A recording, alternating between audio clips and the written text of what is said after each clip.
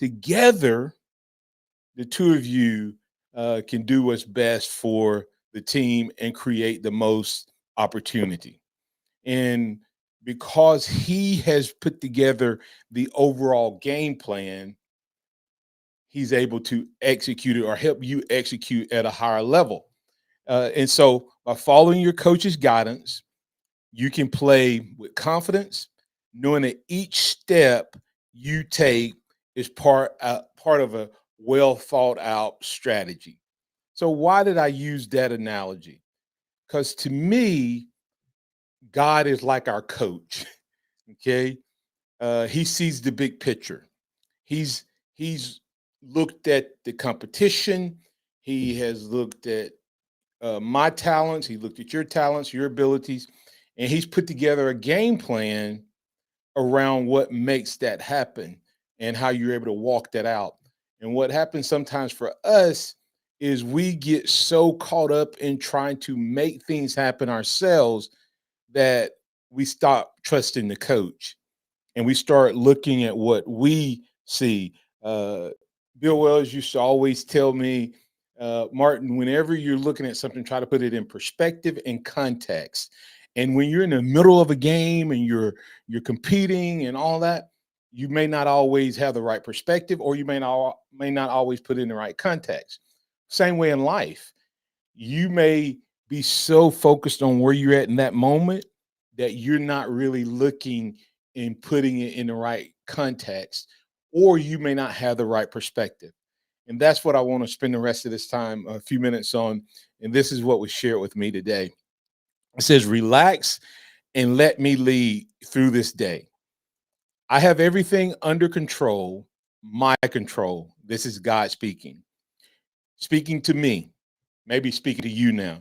You tend to peer anxiously into the day that is before you, trying to figure out what to do and when to do it. Meanwhile, the phone or the doorbell rings or someone comes and interrupts, and you have to shuffle all your plans. All that planning ties you up in knots, distracts you from me. Attentiveness to me is not only for you in your quiet times, but for you all your times.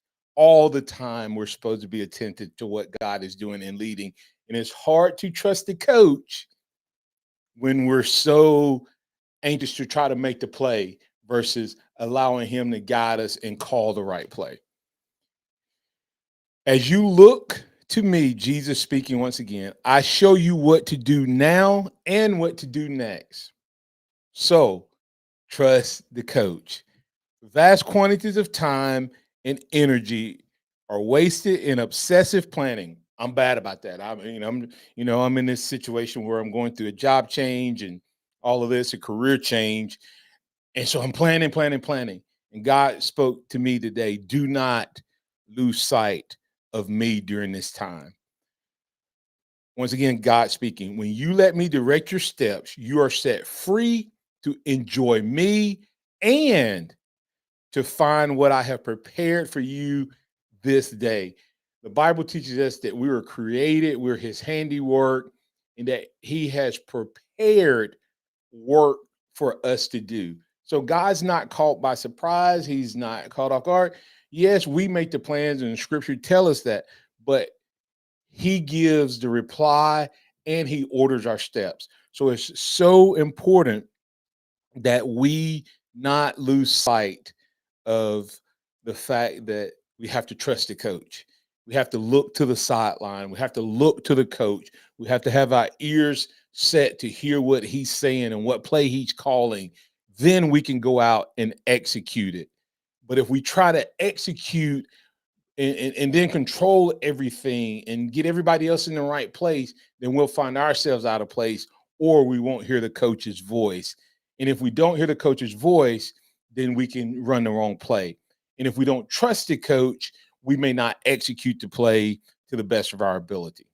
There's a couple of scriptures that I share with you as I close, but it says, God says, I will instruct you and teach you in the way you should go, and I will counsel you and watch over you. Psalms 32:8.